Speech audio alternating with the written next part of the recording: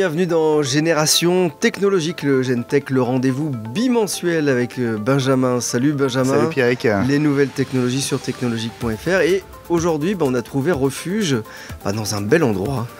On est chez Dailymotion, Pierrick. Dailymotion, le site de partage de vidéos, le site français alors, qui fait de la concurrence à YouTube. On va en parler avec deux de ses représentants et pas des moindres, Pierrick. Oui, Cédric Tournay, le grand patron de Dailymotion, et puis Giuseppe De Martino, j'espère que j'ai pas écorché, c'est presque ça, voilà, qui est le secrétaire général et donc l'un des dirigeants de Dailymotion. On y revient tout de suite, et puis on a un autre invité, Judicaël Hirel, qu'on connaît bien sûr maintenant dans le GenTech, et qui viendra nous montrer ses dernières acquisitions, les derniers achats qu'il a fait pour accompagner son iPad, voilà, notamment. Son yacht et sa voiture, entre autres. Voilà. Cédric Tournay, donc vous êtes le président de Dailymotion. Vous êtes aujourd'hui donc le patron de Dailymotion. Avant de parler de cette actualité très riche, on va peut-être revenir un peu sur ce qu'est aujourd'hui Dailymotion. C'est l'un des exemples d'une réussite du net à la française. Oui, absolument. Bienvenue chez nous. Dailymotion, en quelques mots aujourd'hui, c'est une société qui emploie 120 personnes partout dans le monde, principalement ici à Paris, rue Ganneron, mais également à Londres, à New York et dans beaucoup d'autres endroits. C'est surtout une plateforme vidéo qui effectivement est le challenger de YouTube au niveau mondial. Dailymotion, c'est le 30e site mondial en termes d'audience. C'est le site européen le plus populaire dans le monde. Et nous accueillons 110 millions de visiteurs uniques par mois, selon Comscore. C'est en tout cas le dernier chiffre pour le mois de mars. Ça va vite, parce que vous étiez à 96 millions en février, donc ça va vite. Hein. Oui, c'est dû au fait qu'on se développe très vite à l'international. On accueille maintenant 18 millions de visiteurs uniques par mois, selon Comscore, aux États-Unis. Et on se développe très vite dans des géographies comme la Turquie, le Japon, la Pologne, le Brésil, etc. Donc effectivement, on croît relativement vite et on stream à peu près 1,3 milliard de vidéos par mois en croissance régulière. Donc voilà, on est effectivement assez content de ce développement, surtout que tous les écrans sont concernés. 10% de notre audience maintenant se fait sur téléphone mobile. Les tablettes connaissent aussi un essor très important. Donc voilà, tous les clignotants sont au vert, les équipes sont contentes. Alors, quelles sont les vidéos qui marchent le mieux ? Qu'est-ce qui marche le mieux ? C'est quoi ? C'est le jeu vidéo ? C'est la musique ? C'est l'humour ? Tout marche, pour le dire comme ça, même si c'est une réponse un peu facile. La chaîne la plus populaire sur Dailymotion, c'est la chaîne News. Je pense qu'on a une des offres les plus riches du marché grâce à nos partenaires médias, partenaires institutionnels, les grandes chaînes de télévision, les grandes chaînes de radio, les grands journaux travaillent avec nous. Donc on est très réactifs, on a une offre très riche. Et puis effectivement, la musique est aussi très populaire sur Dailymotion. Les jeux vidéo, c'est une section qui marche très fort. La fiction, évidemment, les programmes pour les petits avec Dailymotion Kids, enfin tout marche. Notre ambition, c'est d'avoir un bouquet de thèmes et de services le plus large et le plus riche possible. On reçoit 20 000 nouvelles vidéos par jour, par exemple, pour donner une idée de la richesse des programmes qu'on peut proposer aujourd'hui. Cédric, comment est-ce que vous êtes vu par les chaînes de télévision notamment ? Au départ, vous étiez juste un hébergeur, on va dire. Vous êtes de plus en plus perçu comme un média à part entière, pas encore comme un concurrent par les chaînes de télévision ? Non, je ne crois pas, parce que en fait, nous sommes évidemment partenaires avec les chaînes. La plupart d'entre elles nous confient des programmes que nous exploitons avec elles, pour elles, sur Internet. Nous partageons les revenus que nous générons avec elles. Nous les aidons évidemment à diffuser des vidéos sur leur site. Donc nous sommes vraiment dans une relation de partenariat. Un chiffre en témoigne, la moitié des vidéos vues sur la plateforme Dailymotion sont vues en dehors du domaine Dailymotion. Et le plus souvent, elles sont vues chez nos partenaires sur leur site. Donc c'est une relation d'étroite collaboration, comme on l'a montré, pour ne donner qu'un exemple récent, sur le mariage royal qu'on a diffusé en live sur Dailymotion avec nos amis de France 24, par exemple. Kate et William, d'ailleurs, ils vont partir bientôt en voyage de noces. J'ai vu ça, c'est sympa, ça me fait très plaisir. Hein. Les Seychelles, c'est une bonne destination. On essaiera d'avoir la vidéo, ouais. Ah, ça serait bien.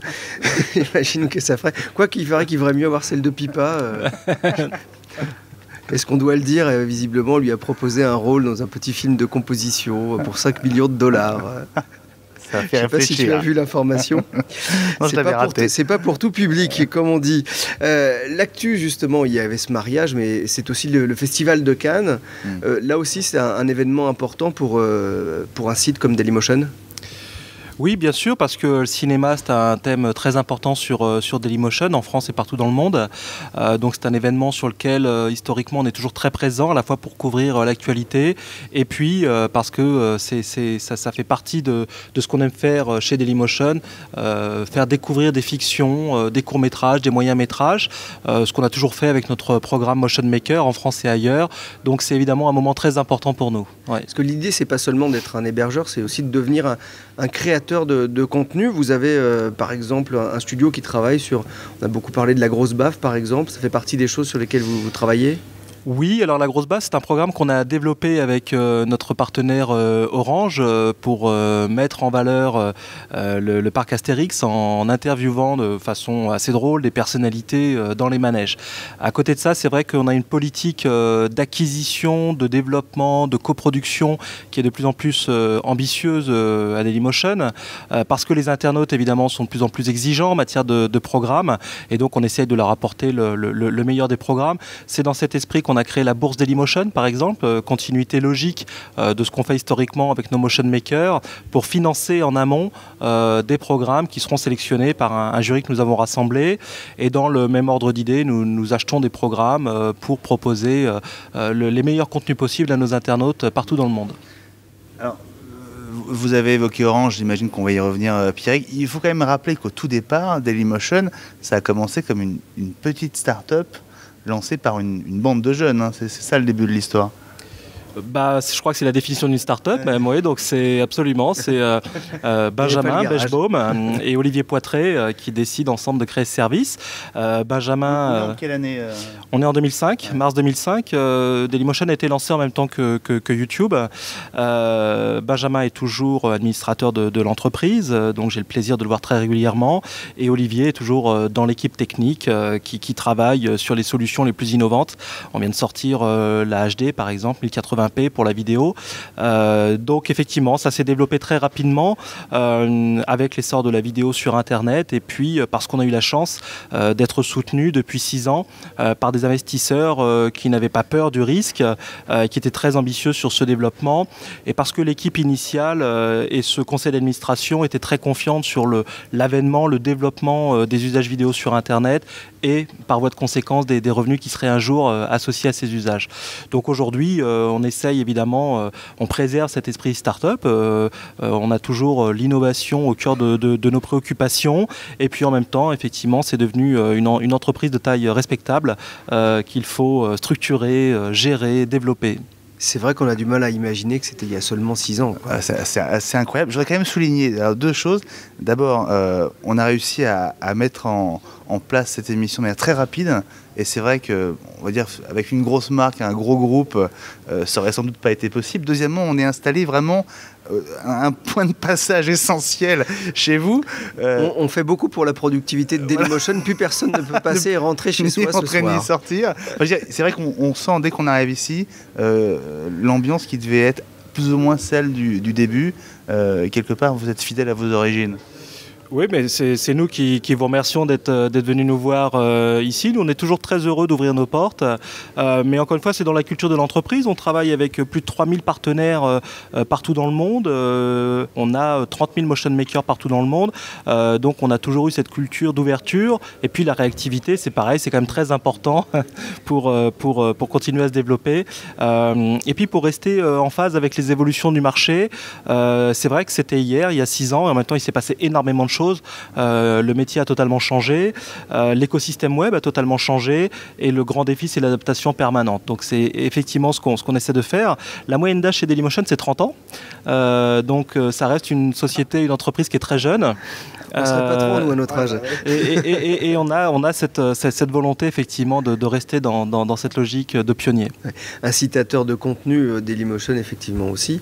Et vous parliez des évolutions sur le web, on voit de plus en plus de web-séries. Aujourd'hui, vous êtes partenaire, vous avez aidé à faire connaître les brèves de trottoir qui ont, je crois, été récompensées il n'y a pas longtemps. Absolument, et on doit ce travail à Fred Fleurier qui anime le programme Motion Maker avec talent chez nous depuis des années et qui a l'œil avec d'autres, avec Marc Echen, avec Martin Regard pour détecter les programmes, les talents de demain et les accompagner, les faire éclore. On pourrait aussi citer le Palma Show qui, moi, me fait toujours mourir de rire dès qu'ils uploadent une vidéo. Et on est aussi un point de passage, une plateforme de promotion et de développement de ces artistes qui ensuite peuvent connaître une vie ailleurs, en télévision par exemple, c'est le cas du Palma Show sur Direct 8, au cinéma, etc., etc. Donc on est très heureux d'accompagner ces créateurs qui bien souvent restent fidèles évidemment à la plateforme et c'est ça qui fait notre succès évidemment. Alors, avant vous et avant YouTube, il y avait les télécrochets, hein, les jeunes artistes rêvaient de pouvoir passer une fois à la télé. Aujourd'hui, n'importe qui s'offre une tribune mondiale en quelques clics. Il y a évidemment le phénomène Rémi Gaillard. Je crois un milliard de visionnages, c'est ça? Vu sur toutes les plateformes. C'est l'exemple même d'un talent qui est né, qui est lié à la génération Internet. Oui, évidemment, Rémi Gaillard, il est emblématique de ce mouvement-là. Et puisque ce qu'on adore particulièrement chez lui, c'est qu'il reste fidèle, pareil, à ses techniques de production initiale. Il pourrait faire des choses beaucoup plus ambitieuses, mais il veut rester dans l'esprit qui a fait sa réussite. Il arrive à se renouveler, il a une créativité incroyable. Et puis, il a un style qui marche dans tous les pays. C'est-à-dire que ça marche aussi bien aux États-Unis qu'en France. Il n'y a pas la barrière de la langue, il n'y a pas la barrière de la culture. Et c'est pour ça que c'est un énorme phénomène mondial. Merci Cédric Tourné, vous restez avec Merci nous. à vous. Vous ne pouvez pas passer. On viendra avec vous justement avec plaisir. sur l'accord de partenariat avec Orange. Et puis Giuseppe De Martino, secrétaire général également de Dailymotion. On parlera avec lui d'une autre actualité assez brûlante, le fameux CNN à la française, dont on a pas mal parlé, et puis un petit mot d'Adopi également. À tout de suite, parce que là on va avoir des choses très très belles avec Judy Kael, Benjamin. À tout de suite.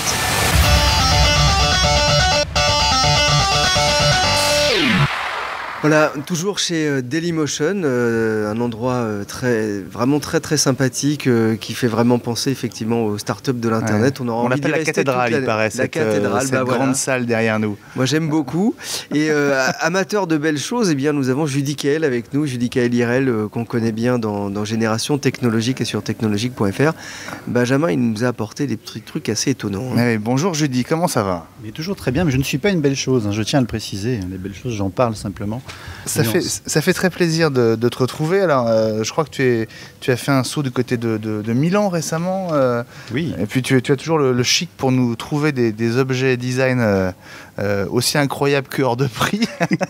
C'est l'intérêt du techno-design, c'est que bon, c'est bien beau d'avoir des engins high-tech, mais si possible, s'ils pouvaient être très beaux, voire très onéreux, ça serait le comble de la béatitude la plus absolue. C'est ce qui nous fait rêver. Hein. Voilà, donc, faut rêver un petit peu. Ce qui est cher fait aussi rêver. Non, mais je n'ai pas dit que c'était cher, c'est à la portée du moindre festivalier du Festival de Cannes. Il y a quand même un minimum de standing à avoir entre le Martinez et le Palais des Festivals, je suis désolé, voilà. Sinon c'est pas la peine. Montre-nous ce qu'une Lady Gaga peut s'offrir par exemple. Je ne sais pas si elle a bon goût, mais si elle a bon goût, elle va aimer les mêmes choses que moi. Je vous ai amené une petite sélection, mais alors très orientée iPad, parce que l'iPad c'est bien, c'est pratique, mais il faut quand même que ça serve à quelque chose. Donc toi tu as eu un iPad 2, tu as eu beaucoup de chance. J'étais iPad 2 visé. Mais oui, dès qu'on le tourne, il bouge. Allez, reviens là. Alors, qu'est-ce que tu nous proposes aujourd'hui? Je vous propose une petite chose, toute simple pour commencer, un yacht. C'est normal. Tiens, tu veux pas profiter de ta smart cover et nous faire mais avec un micro à la main, c'est pas rien. facile. Je te tiens ton micro, regarde. Tu vas nous faire une démonstration d'enroulage en direct. Va-t-il réussir l'épreuve de l'enroulage de la smart cover? Oh, c'est magnifique. Quelle belle. Oh là là. C'est écrasé. On dirait un soufflet qui est retombé. Voilà. Ah bah c'est pour les angles de prise de vue de Philippe et de Hans. Je vous ai amené des petites choses qui ont toutes comme point commun de fonctionner avec l'iPad ou depuis l'iPad. Donc première chose, c'est un sympathique petit yacht. Imaginez que vous soyez à peu près Batman ou Bruce Wayne selon votre qualité de vie. Vous Batman, êtes dans la baie de Cannes et vous avez ce sympathique yacht qui a une particularité, c'est qu'il est livré avec 3 iPads de série. Et une application qui a été conçue spécialement pour le gérer. Sans supplément, tu veux dire? Non, l'application est offerte, les iPads aussi, il n'y a pas de problème, c'est cadeau. Et ce petit engin qui s'appelle le Strand 166 a une petite application qui a été faite par Poet Engineering, et ce sont des poètes qui ont fait ça. En fait, vous avez un yacht qui est absolument design, vous avez un pont avant qui s'ouvre pour dégager le jacuzzi, Vous avez un pont arrière qui s'ouvre pour dégager la voiture de sport de série qui est donnée avec, et vous choisissez le modèle. Si vous préférez une Tesla, c'est une Tesla, une Aston, c'est une Aston, une Ferrari, c'est une Ferrari. Et ce qui est intéressant, c'est que tout ça, c'est géré via l'iPad. Vous arrivez au port, vous appuyez sur votre iPad, le pont arrière s'ouvre et vous sortez avec votre bolide. Vous sortez avec le bolide sur le port de Cannes en l'occurrence, une petite touche, votre bateau se referme hermétiquement, même les mâts rentrent à l'intérieur, et vous branchez la sécurité et vous pouvez surveiller par vidéo, par caméra ce qui se passe à l'intérieur. Et quand vous êtes à l'intérieur, c'est pareil, même principe. Vous gérez depuis votre iPad la télé Bang & Olufsen du salon, l'éclairage, la domotique, les commandes de bord, tout ça uniquement depuis votre iPad. D'accord. Et comme vous êtes plusieurs à bord, il y a 3 iPads de livrer avec, donc comble la générosité. Je vous dirai pas le prix, vous allez pleurer. Non mais ça, il y a un prix? Non, c'est tellement gigantesque, ça se compte en millions d'euros. Oui. Imaginez qu'on offre la voiture de luxe avec, donc ça laisse imaginer le prix du yacht. D'accord, mais c'est pas un jouet, ça Ce existe. n'est pas un jouet, ça existe. Il y en a déjà eu un de fabriqué. Il y en a un de fabriqué. Il y a des gens qui ont ça, effectivement, je vous le confirme. Peut-être au FMI. Cédric, vous voyez sourire, enfin, c'est un objet assez démentiel. C'est magnifique, magnifique, ouais. Je me sens convaincu là quand même. Hein. Bon. Plus raisonnable. C'est bluffant. On va reprendre la logique du surfeur au bord de la plage dans les années 60 ou à Osgore. Il y a eu un petit concept qui a été présenté récemment par Volkswagen, qui est le Bully, qui est une sorte de minivan revisité aujourd'hui. Sauf que le minivan d'aujourd'hui, évidemment, on peut toujours abaisser les banquettes pour en faire une maison. C'est moins cher que le Martinez, là aussi. Et à l'avant, vous avez évidemment un iPad à côté du volant. Alors je ne sais pas s'il y a un avertisseur anti-radar, ça c'est moins évident que ça soit accepté par la nouvelle réglementation, mais vous gérez l'ensemble des commandes de bord aussi via votre iPad, qui est une sorte de rappel à l'avant, très sympathique. Pour l'instant c'est encore un concept. Elle est magnifique. Hein. Mais il faut imaginer le minivan version 2.0 avec l'iPad de bord, là aussi livré, on voit bien la console prévue à l'avant. Très bonne idée, je trouve. De plus en plus, on est habitué à voir l'iPhone et les smartphones s'inviter dans les voitures. Maintenant, c'est autour des tablettes et à tout seigneur, tout honneur, d'abord, c'est l'iPad, bien évidemment. Pour ceux qui ont un peu plus les moyens, une petite édition limitée de chez Range Rover à 500 exemplaires. Là, c'est plutôt la version américaine, comme vous avez votre villa dans les Keys et que vous allez faire un golf avec baraque. Donc vous avez évidemment dans le coffre le rappel de bois en tech comme celui de votre yacht. C'est la moindre des choses, excusez-moi. Oui, bien sûr. Prière de ne pas salir quand même. Et vous avez à l'arrière pour les passagers, là aussi, 2 iPads embarqués. Je présume iPad 2, parce que quand ils l'ont annoncé, c'était encore l'iPad 1, mais il faut quand même upgrader un peu la voiture. Écoutez, c'est la moindre des choses. Et là, une série limitée à 500 exemplaires. Bon, ça doit être 150 000 € le 4x4 Range Rover, je crois, à peu près. Avec le petit clavier sans fil, évidemment, pour travailler à l'arrière. Hein, très pratique. Toujours dans la catégorie tablette. J'avais dit moins cher, bon, ça reste quand même relativement cher. Une petite chose qui est évidemment moins chère, et là on sort du domaine de l'iPad parce qu'on passe sur de l'Android. C'est une tablette Android pour la maison, mais uniquement pour la maison, qui est faite non pas par une marque high-tech, mais par une marque de design italien qui est Alessi. Et ça, c'est la Alessi Jean Tab. Alessi. Là, en l'occurrence, Jean Alessi. Je ne l'ai pas relevé immédiatement, mais cessez de déraper, jeune homme, s'il vous plaît. Excuse-moi, je dis... Ah, on connaît Alessi. Oui, la Alessi Tab, en fait, a mis beaucoup de temps à traverser les Alpes, puisqu'elle est sortie en novembre en Italie et qu'elle va arriver bientôt en France, normalement au début du mois de juin. Ouais. Très sympathique, parce que c'est vraiment une tablette Android, mais design, faite pour la maison, qui a ce côté plissé dans le design. Donc elle n'est pas plate, elle est faite pour être posée avec les haut-parleurs intégrés. Elle a même un teneur télé intégré, teneur DVB-T intégré avec petite antenne, et elle est faite pour vivre vraiment à la maison, avec des petites icônes aussi très domiciliaires, puisque vous avez les icônes de raccourcis pour les recettes de cuisine, la météo, les news. Elle peut aussi évidemment servir pour les appels audio et vidéo, et donc en plus faire télévision d'appoint. Et elle est pensée pour vivre sur un îlot, un plan de travail dans une cuisine. Très sympathique. Elle est franchement très belle. C'est sûrement la plus belle tablette Android que j'ai vue à l'heure actuelle, et elle arrivera sous peu. Et c'est intéressant de voir l'objet high-tech sortir du champ du high-tech pour rentrer dans le champ, en l'occurrence, presque de l'électroménager. En l'occurrence. On a un prix pour cette tablette ? Pas encore. Présentation dans quelques jours en France et arrivée pour l'été. D'accord. On va suivre ça de près parce qu'elle est vraiment très chouette. Et puis mon petit coup de cœur personnel, mais que vous connaissez déjà, parce que c'est la petite touche éco-sensible. Et là, c'est un smart cover qui marchera peut-être mieux que la mienne, parce que je ne suis pas doué. Oui, c'était un lit, moi. Ce n'est pas un lit, ce n'est pas un sommier. C'est une smart cover entièrement en bois. C'est des Hollandais qui s'appellent les Mignottes qui font ça. Et c'est très sympathique. Vous voyez, c'est vraiment... Ce qui est étonnant, c'est qu'elle se plie, entre guillemets, comme la smart cover en polyuréthane. Le concept de la lamelle elle-même, et puis après, il suffit de contrecoller. Mais là, on gagne effectivement en design, et on a cette apparence boisée qui est très sympathique aussi. Est-ce qu'avec la lessive, par exemple, tu fais des recettes de cuisine, est-ce que tu peux découper le poulet ensuite dessus ? Pas encore.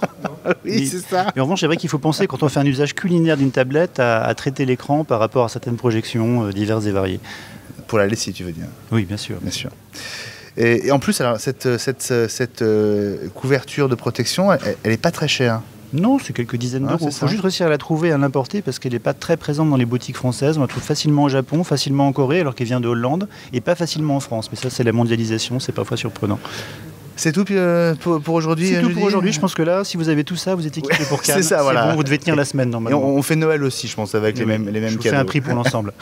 Merci beaucoup, Judy, pour cette sélection. Avec plaisir. Voilà, on s'est régalé comme d'habitude. Tu restes avec nous et tu interviens surtout. Hein. Et là, on va parler tout de suite, après la coupure, pas la coupure pub, hein, la coupure virgule de technologique. On se retrouve pour parler jeux vidéo avec une surprise, une exclue, avec l'ami Shrek.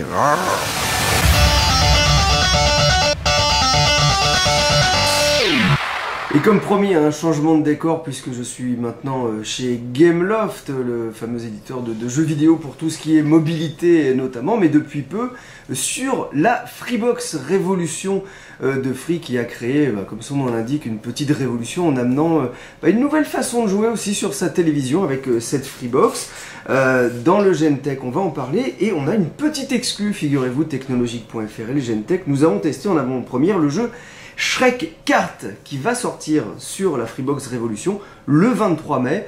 On a été accueilli par Cyril Guilleminault chez Gameloft, hein, l'éditeur en pointe donc sur la box de Free, les directeurs France. Mais avant de l'écouter sur la stratégie de Gameloft sur la Free, une petite démo de ce que ça donne ce Shrek Kart.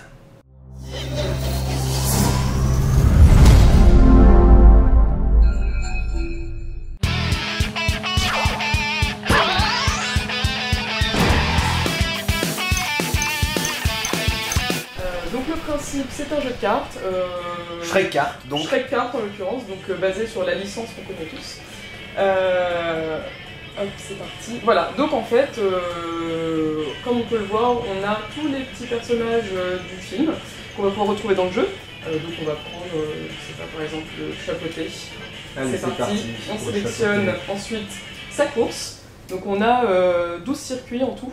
Shrek Kart, c'est un jeu qu'on a pu voir sur l'iPad notamment d'Apple. Tout à fait. Sur iPad, on jouait avec l'accéléromètre. Là, on a besoin d'une manette. Hein. Alors on a besoin d'une manette, on pourra également jouer avec la télécommande de la Freebox pour ceux qui n'ont pas de manette.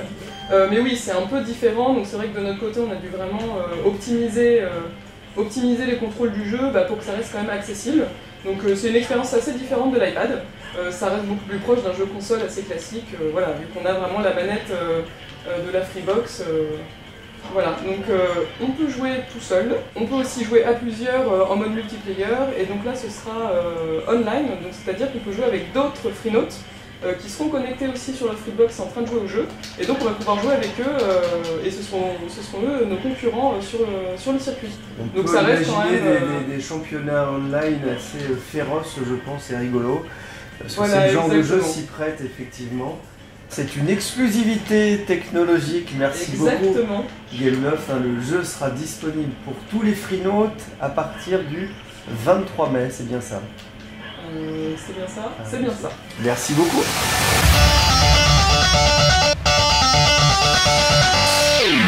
Cyril Guilleminault, bonjour. Bonjour. Merci de nous accueillir chez Gameloft, au milieu de cette petite salle de démo où on peut voir des affiches avec un certain nombre des jeux phares de la marque, comme Nova 2 bien sûr, que tous les fans de FPS spatiaux ont adoré forcément. Mais là on va parler d'un autre type de jeu, c'est Shrek 4, donc Shrek Kart, pardon, pas encore Shrek 4, le film qui est déjà sorti, mais c'est Shrek Kart qui arrive sur Free. La Freebox, on l'a dit, c'est aussi une console de jeu. On se souvient que lors de la présentation de la Révolution, les gens de Free avaient expliqué que c'était, en termes de puissance, quasiment aussi bien, voire mieux que la Wii. Vous confirmez? Alors c'est effectivement une machine, la Freebox Révolution, qui permet de faire du jeu de très très bonne qualité, qui peut rivaliser effectivement avec certaines consoles de salon. Faut pas oublier que la Freebox Révolution, c'est avant tout une boîte qui permet d'afficher de la vidéo et de la télé sur le téléviseur en haute résolution, en 720p, et on en bénéficie pour nos jeux, et c'est ça le grand avantage. Qu'est-ce que ça change dans le développement d'un jeu? En fait, beaucoup de choses, puisque en fait, la Freebox Révolution, les jeux à télécharger dessus, c'était une avant-première mondiale. C'est la première fois qu'on pouvait télécharger des jeux de cette qualité sur une boîte internet.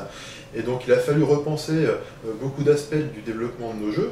Et donc il a fallu de nombreux mois pour porter les titres que vous trouvez aujourd'hui disponibles sur la Freebox. Alors quels sont justement les titres que l'on peut trouver aujourd'hui sur la Freebox? Alors aujourd'hui, on a des jeux gratuits comme Asphalt 5 qui marchent très très bien, comme Brain Challenge aussi, et on a aussi des jeux plus récents, encore plus évolués, puisque nos programmeurs ont vraiment appris à maîtriser la machine, comme Dungeon Hunter 2 ou Modern Combat 2, qui sont vraiment des jeux qui sont vraiment exceptionnels pour cette plateforme. Mais on trouve aussi, pour tous les citer, Real Football 2011, Nova dont on parlait il y a quelques instants, Uno, on ne présente plus Uno, forcément un jeu de cartes très rigolo, puis Let's Golf 2, là aussi un jeu de golf très sympa, pas trop sérieux. Oui, tout à fait, l'idée c'est d'avoir des jeux qui sont faciles à prendre en main.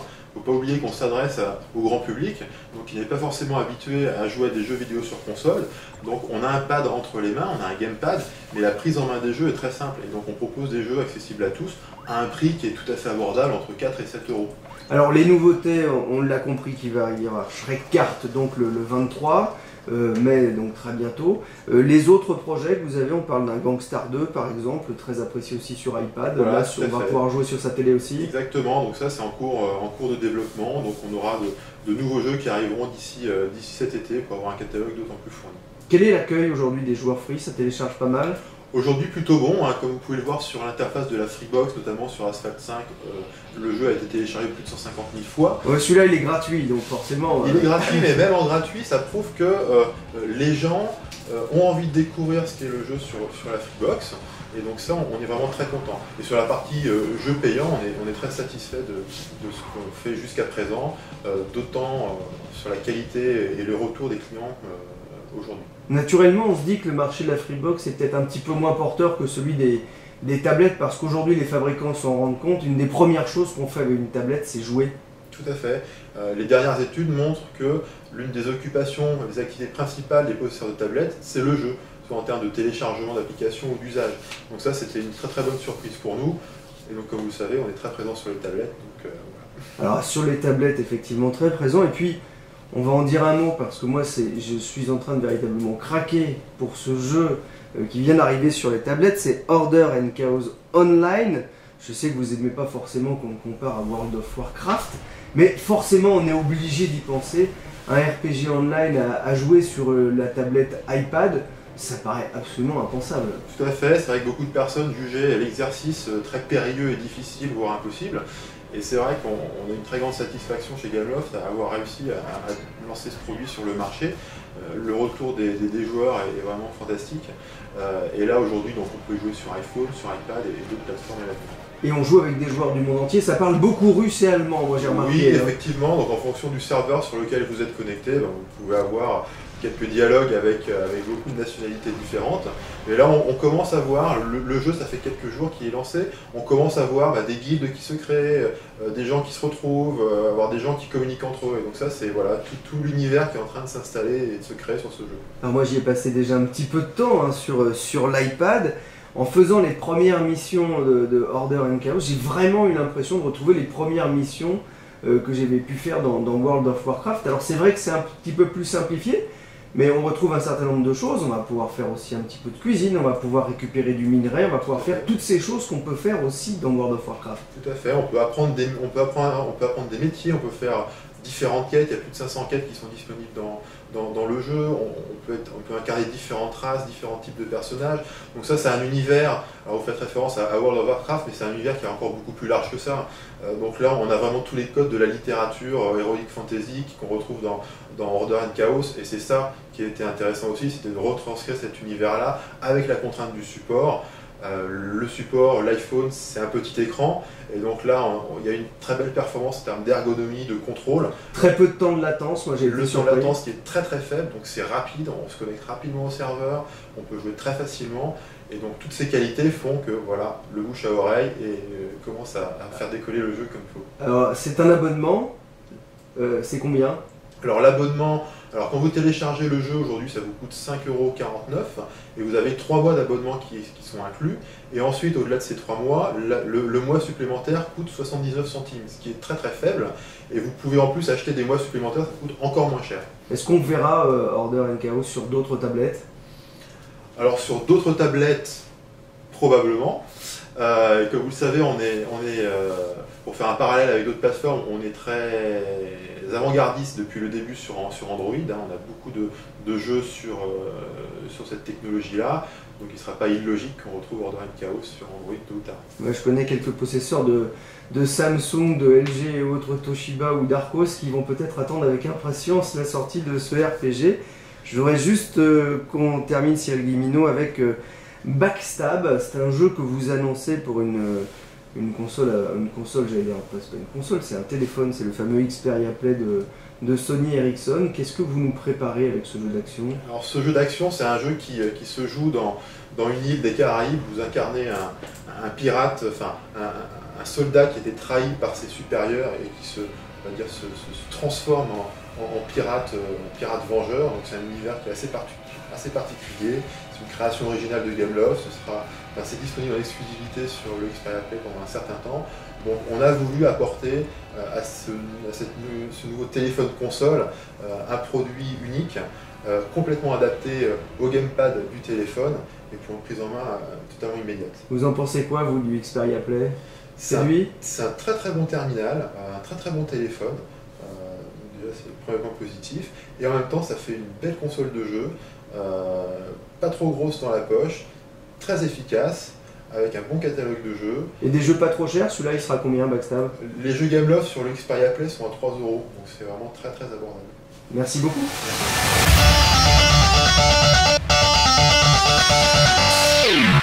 Voilà, j'espère que vous avez apprécié Shrek Cartes, pour jouer aux cartes sur sa télévision à partir de la Freebox Révolution. Ça sortira le 23, donc c'était une avant-première pour technologique.fr. Merci à nos amis de Gameloft. Vous-même, Cédric, vous êtes joueur ou pas? Je ne suis pas trop joueur, mais je le suis devenu via les enfants en fait. Donc beaucoup de supports de jeux à la maison, évidemment les DS, les iPads justement qui se prêtent très bien au jeu, les iPhones, enfin absolument tout. Ouais. Et alors justement le jeu, on le disait, c'est quelque chose de très important pour la communauté Dailymotion. Vous organisez une petite compétition, c'est ça? Comment ça se passe? La Dailymotion Cup, absolument. Ouais. C'est quoi? C'est un de ces événements live qu'on aime créer. On veut créer de plus en plus d'événements live. Et donc c'est un événement live où on suit une coupe, je suis sûr que vous l'avez vu. Une compétition de StarCraft. Une compétition de StarCraft, en direct, le week-end sur Dailymotion. Et ça marche très très fort. Donc on est très heureux de cet événement. Ouais. À propos justement de votre évolution vers le direct, vous avez évoqué le mariage de Kate et William. Ça a donné quoi en audience sur Dailymotion? Alors ça a très bien marché. Je vais vous tenir le micro, ce sera plus simple. Comme ça, je vais le gérer. Ça a très bien marché. C'est 300 000 visiteurs dans la journée pour ce mariage. En même temps, il faut bien le reconnaître, on pouvait le voir à peu près partout, ce mariage. Donc en tant que plateforme, on se devait d'avoir un tel événement, mais c'est évidemment pas un événement exclusif. Aujourd'hui, nous, ce qu'on cherche le plus sont des programmes originaux, des programmes exclusifs, comme le GT1 par exemple, sur Internet, en live. Concernant le rapprochement avec Orange, il y a un peu de couleur orange, je ne sais pas si c'est fait exprès derrière. C'est plutôt le bleu chez nous historiquement. Oui, mais il y a un peu de orange donc, qui est devenu votre partenaire et aussi un des actionnaires du groupe. Où en êtes-vous aujourd'hui de ce partenariat? Qu'est-ce que ça donne concrètement? Alors, le groupe Orange détient maintenant officiellement 49% de Dailymotion. Nous accueillons 3 administrateurs du groupe Orange au sein de notre conseil et nous mettons en place un grand nombre d'accords de synergie dans le domaine de la distribution, de la recherche-développement, dans le domaine de la promotion, de la commercialisation, de sorte que Orange soutienne le développement en France et à l'international de Dailymotion. Donc ça se passe très très bien, on est tous très enthousiastes à l'idée de travailler ensemble et de développer une plateforme de vidéo ensemble au niveau mondial. Alors justement, pour reprendre sur la question de tout à l'heure, est-ce que c'est pas aussi la fin de l'époque start-up, cette prise de participation, certes minoritaire, mais enfin très importante d'Orange? Est-ce que vous gardez cette indépendance aussi qui vous a permis de grandir et de grandir à votre guise? Non, je ne crois pas que ce soit la fin de cet état d'esprit, parce que le management de Dailymotion ne change pas, son organisation non plus. On reste dans nos locaux que vous appréciez tant, rue Ganneron. Et puis Orange lui-même est très soucieux de nous laisser notre liberté, notre indépendance. Stéphane Richard l'a beaucoup dit, pour nous permettre justement d'évoluer au rythme du marché et de garder cette force, cette créativité, cette réactivité qui ont permis le succès de Dailymotion. Mais même si on est très content et très, très heureux et même très fier de tout ce qu'on a accompli pendant toutes ces années, on a aussi conscience de nos limites. Aujourd'hui, notre écosystème est de plus en plus compliqué. On doit se projeter sur ces tablettes magnifiques, on doit se projeter sur les téléphones mobiles, on doit se projeter sur les téléviseurs connectés. On a été, nous, un des pionniers sur les téléviseurs connectés partout dans le monde. Et puis surtout, je le disais, les internautes sont de plus en plus exigeants en matière de qualité et en matière de programme. Et pour continuer à répondre à leurs demandes et continuer à nous développer, on a aussi besoin du soutien d'un groupe industriel, et on a besoin d'investir davantage de moyens dans la technologie, dans la distribution et dans les contenus. Oui, parce que je voulais juste qu'on fasse un tout petit point. Alors, c'est pas de la technique, mais vous donniez tout à l'heure le nombre de vidéos qui sont uploadées chaque mois sur Dailymotion. Chaque jour, 20 000 vidéos par jour. Ouais. 20 000 vidéos. Concrètement, vos serveurs, enfin, ils représentent quoi? Il y en a partout dans le monde. Est-ce qu'ils sont un peu bien protégés que ceux de Sony? Oui, voilà, c'est ça. Non, mais ça doit devenir monstrueux en termes de capacité. Oui, d'ailleurs, on pourrait faire une prochaine émission technologique dans un de nos data centers, ce serait assez rigolo. Mais effectivement, vous en avez combien et dans combien de pays? Comment vous faites pour que ça marche, enfin, en gros? Aujourd'hui, on a 5 plateformes physiques un peu partout dans le monde. La plus importante est en France, à Saint-Ouen. La seconde est à New York.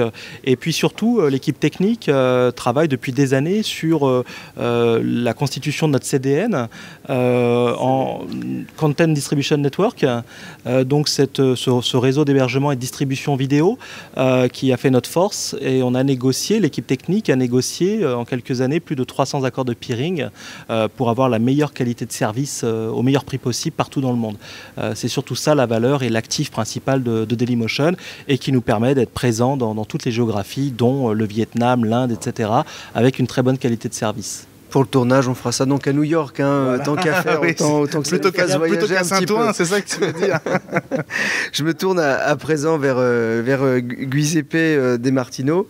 Vous êtes, vous, le secrétaire général de Dailymotion, mais vous êtes aussi, et ça tombe bien, on vous tient, président de l'ASIC, l'Association des services Internet communautaires. On peut présenter quoi ça? Comme une sorte de syndicat des éditeurs online? Une association plutôt des plateformes, des services communautaires. Voilà. On s'est rendu compte en France qu'on avait le besoin de mettre en avant nos craintes, nos espoirs, nos stratégies, notre envie de se développer. Ça n'existe nulle part ailleurs, il n'y a qu'en France que des acteurs mondiaux comme Google, Microsoft, des associations comme Wikipédia, des petits champions nationaux comme Price Minister ou Dailymotion, mais aussi des startups, des toutes petites startups comme Zlio ou la cartonnerie ont décidé de s'associer pour se présenter sous leur meilleur jour à la société civile, au pouvoir public. Alors du coup, vous allez avoir une tribune très bientôt pour vous exprimer. C'est le fameux Conseil national du numérique, créé récemment par Nicolas Sarkozy. Et à peine créé, le CNN à la française a été quand même pas mal critiqué, il faut le dire. C'est une fumisterie, c'est ce qu'on peut lire sur le site l'informaticien.com. C'est le MEDEF du numérique, selon UFC Que Choisir, qui fait souvent dans la finesse. On dit que les consommateurs sont complètement écartés de ce conseil. C'est quoi? C'est un machin de plus pour vous, ou c'est bien plus que ça? C'est vraiment pas un machin, dans le sens où on se rend compte que pour la première fois, on associe les acteurs du numérique, les industriels, tous ceux qui bataillent au quotidien pour développer le numérique en France, on les associe à toute prise de décision concernant ce secteur. Donc c'est vraiment une chance, on le prend comme ça. Jusqu'à présent, on a dû se rouler par terre pour être entendu, et souvent trop tard. Là, avant même que les textes soient rédigés, on va nous poser des questions.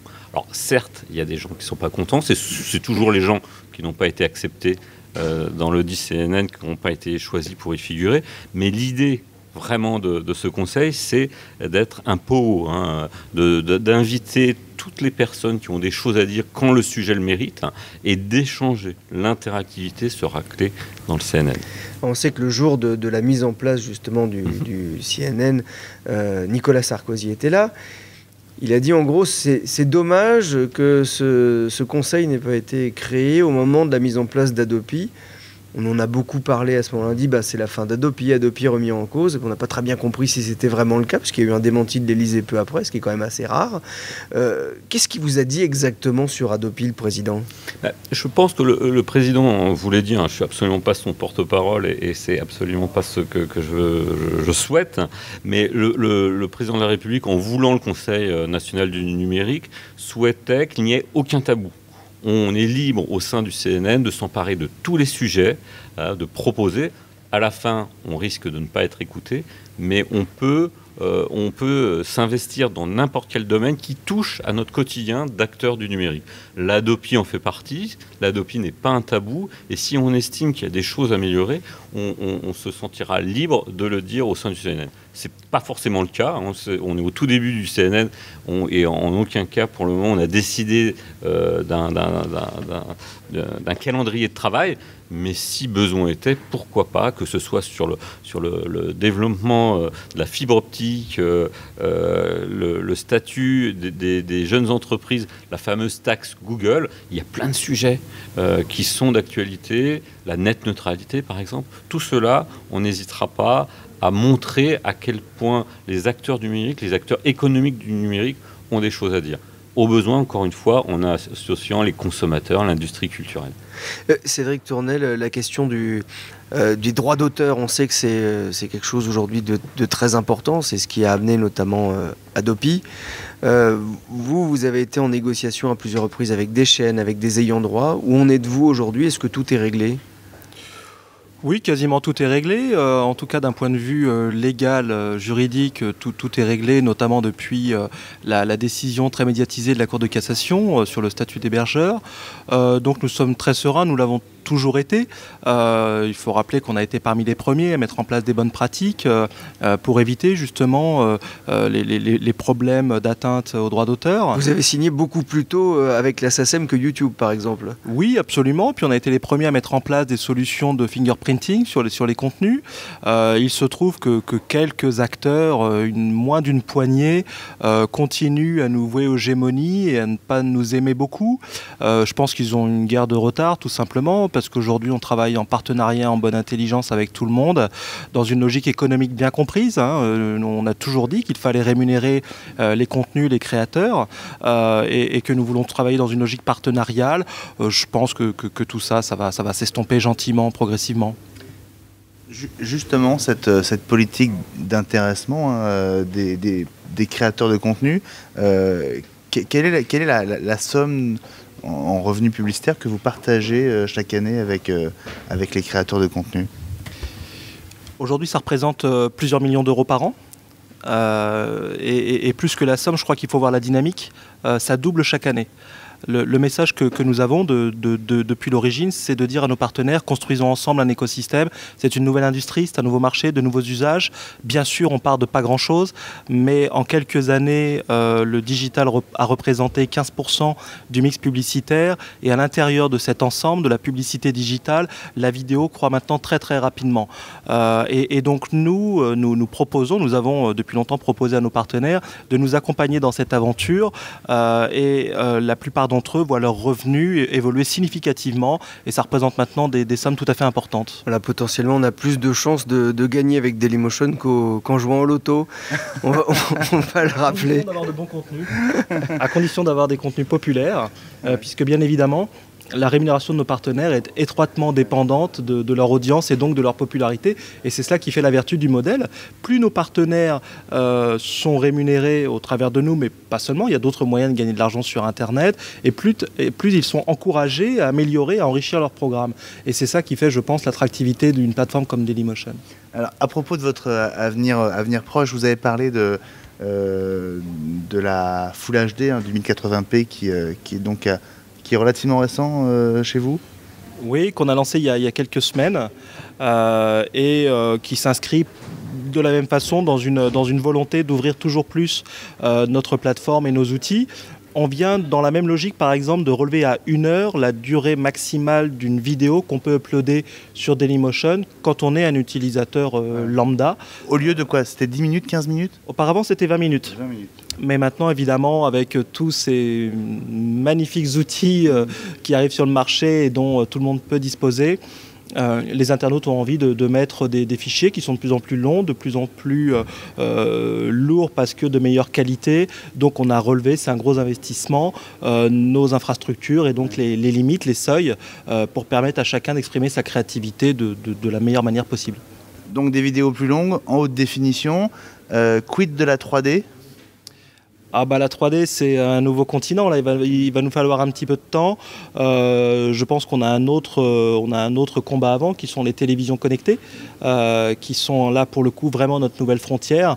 On lance de nouvelles interfaces, de nouveaux produits comme Dailymotion Stream par exemple, qui est une interface totalement épurée, qui est pensée pour la télévision avec un confort de consultation inédit et avec une volonté derrière au niveau du contenu de relinéariser des programmes. On a tellement de contenu grâce à nos partenaires, grâce à nos utilisateurs, que le mode actuel d'utilisation du site ne suffit pas à découvrir toute la richesse des catalogues. C'est à nous d'inventer des nouveaux moyens de le faire avec nos partenaires et ça passe par la création de programmes qui sont relinéarisés. Certains disent qu'on réinvente la télé de cette manière, mais ça donne encore une fois une nouvelle expérience de Dailymotion sur grand écran, dans son canapé ou sur son PC bien évidemment, pour consulter des programmes de façon longue. Et puis il y a le HTML5, donc la prochaine génération du HTML, qui est le langage de l'Internet. Vous êtes déjà prêt parce que vous avez un lecteur HTML5 en bêta qu'on peut essayer sur Dailymotion. Quel est l'intérêt pour le grand public du HTML5 chez vous? Oui, alors on a développé effectivement Dailymotion en HTML5. On l'a fait d'ailleurs en étroite association avec notre partenaire Microsoft. L'intérêt pour l'utilisateur, je pense, c'est que évidemment ce langage permet beaucoup plus de souplesse dans l'utilisation de la vidéo. Donc je pense que ça va passer par la communauté des développeurs, comme souvent. Je dirais que pour l'utilisateur lambda, ça ne change pas forcément grand-chose. Mais les innovations, elles viendront des développeurs qui vont s'approprier ce langage, détourner les vidéos, créer une nouvelle grammaire audiovisuelle. À partir de cet outil magnifique. Nous, on est assez, je dirais, agnostique dans cette petite guéguerre de format. On n'est pas du tout, par exemple, pour la suppression du langage Flash. On pense que ça reste un langage magnifique qui a fait notre réussite et sur lequel on continue d'investir et de développer, évidemment. Mais au-delà de ça, nous, on est tenu de s'ouvrir au maximum. C'est dans cette logique-là, par exemple, qu'on a ouvert notre API il y a maintenant quelques trimestres. Pour permettre API, c'est l'ensemble des outils pour les développeurs. Absolument. Donc pour pouvoir intervenir directement sur la plateforme dans le code de Dailymotion et là encore pour ouvrir la créativité de la communauté des développeurs et développer toujours plus de services, d'applications, de features sur Dailymotion et tout autour. Merci beaucoup Cédric, merci beaucoup à vous Giuseppe pour votre accueil. Et puis, écoutez, on reviendra en tout cas dans 15 jours avec une nouvelle émission de Gentech. On ne peut pas vous dire encore où ce sera. Puis on se retrouve évidemment chaque semaine avec le Tab 7, y compris sur Dailymotion. Et avant tout sur Dailymotion, puisque l'émission y est en exclusivité, Pierrick. C'est le seul site de partage de vidéos sur lequel on poste le Tab 7. À dans 15 jours, merci. À dans 15 jours.